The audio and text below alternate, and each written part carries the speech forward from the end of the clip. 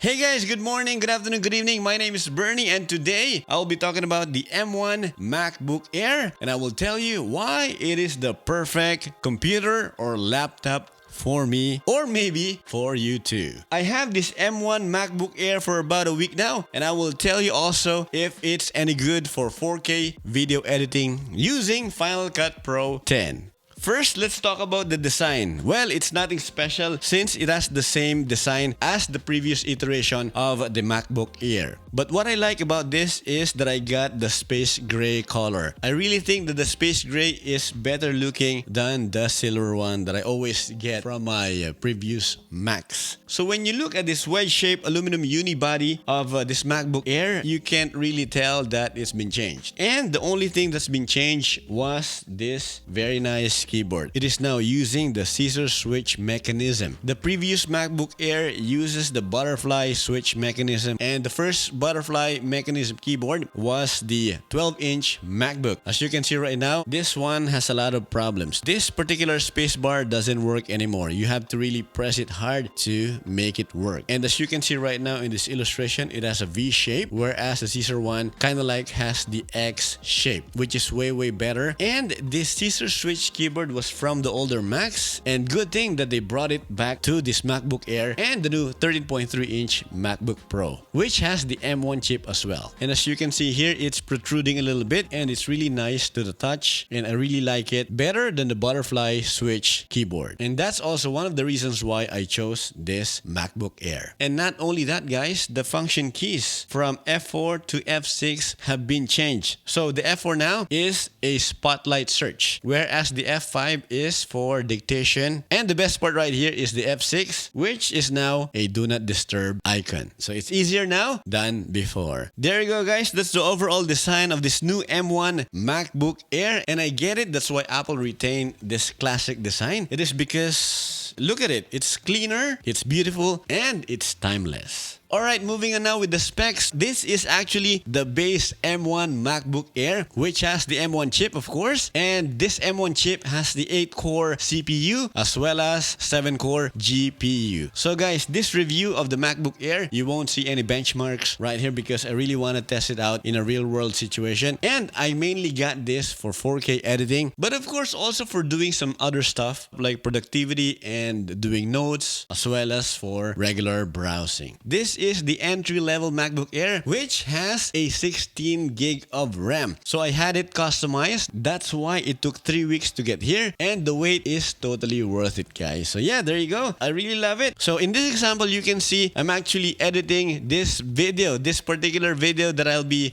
showing you guys. And as you can see, it's running smoothly, no problems at all. But I noticed one thing when I tried to color grade the footage and added some audio effects. Now, that's the time that it struggles a little bit, but it's minimal. So the footage you're seeing right now consists of the GH5 as well as the Panasonic G9, and as you can see, really it's smooth right now. But the other day when I tried editing again another video and I have the ZV-1 footage along with the GH5 and the G9 clips, wow, it was struggling a little bit, and I find that the footage from the Sony ZV-1 is kind of heavy when it comes to editing in 4K compared to the clips from Panasonic. So there you go, guys. As you can see right now, not really a problem doing a native 4K editing. And I will show you right now my settings. This one still has the better quality option as well as using the original clips. I didn't transcode anything or I didn't use any proxy at all. And the only problem that I'll be seeing right now with this M1 MacBook Air is when you start putting LUTs and using the Cinema Grade app, which is not compatible yet as of this review, which is a bummer because I would really love to edit everything here on this MacBook Air. So right now my workflow is to edit rough cuts here and then again transfer all the clips using the hard drive that is attached to here via USB-C to my 2017 27-inch iMac and finish the edit there because my iMac has all the LUTs as well as the Cinema Grade app. So there you go, guys. 4K editing here is amazing, but it's not perfect. If you add color correction, then that's the time that it struggles a little bit. But there's actually a solution here to make it it smooth with all the color corrections and all the LUTs and even the cinema grade. If that app will be updated in the future, is that use a 1080p project and render everything when you're about to deliver in 4K. You just have to change the settings to 4K quality and you are good to go. Now moving on, why I chose to put a 16 gig of RAM to this M1 MacBook Air. It is because to future-proof this Mac. It's no joke that Macs are very expensive, but I got lucky since this one was given to me on Christmas Day. And if you want to check out the unboxing, just click the link right here. So there you go guys. I think 16 gig of RAM is the way to go, especially when you plan to use it for 4K video editing. Yeah, so gone are the days that you'll only choose the MacBook Pro for all kinds of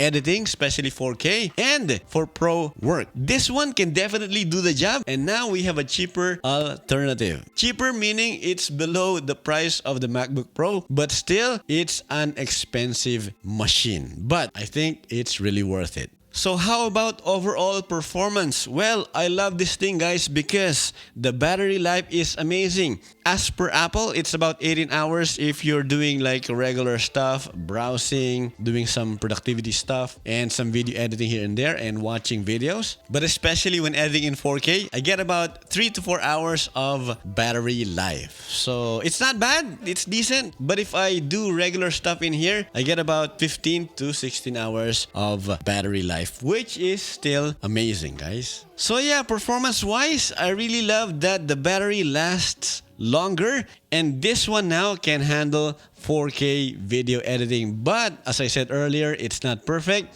If you add color correction, and then you will see a little bit of struggle. It's not as smooth as I thought it would be. Well, how about compatibility? As I said earlier, guys, that the cinema grade for Final Cut Pro 10 doesn't work here yet, and I don't have my LUTs installed here yet, and some of the plugins for Final Cut Pro 10, because some of the plugins, they don't actually work yet. So I still have to wait for the update of the plugins. So actually, before getting the M1 MacBook Air, I was actually looking at the iPad Pro as well, but I compared the pros and cons, and I leaned more on the MacBook Air because mainly for video editing. For iPad Pro, you can edit there as well using LumaFusion, but I'm mainly a Final Cut Pro guy, so this MacBook Air makes more sense to me. So how much is this M1 MacBook Air with a 16 gig of RAM? Well, it will run you for about $15.49 to be exact. It's in Canadian dollars, and I would say that it's really worth it. So yeah, who is this laptop for? Well, if you're looking for your first Mac, I would consider getting this M1 MacBook Air. If you're not doing any video editing or any other heavy stuff, I would just get the 8 gig RAM, the entry-level M1 MacBook Air. But if you're like me, doing a lot of video stuff like 4K video editing and a lot of productivity stuff, definitely I recommend the 16 gig RAM. It will be worth the wait, and it will take you about 3 weeks for you to get it, depending on where you are from.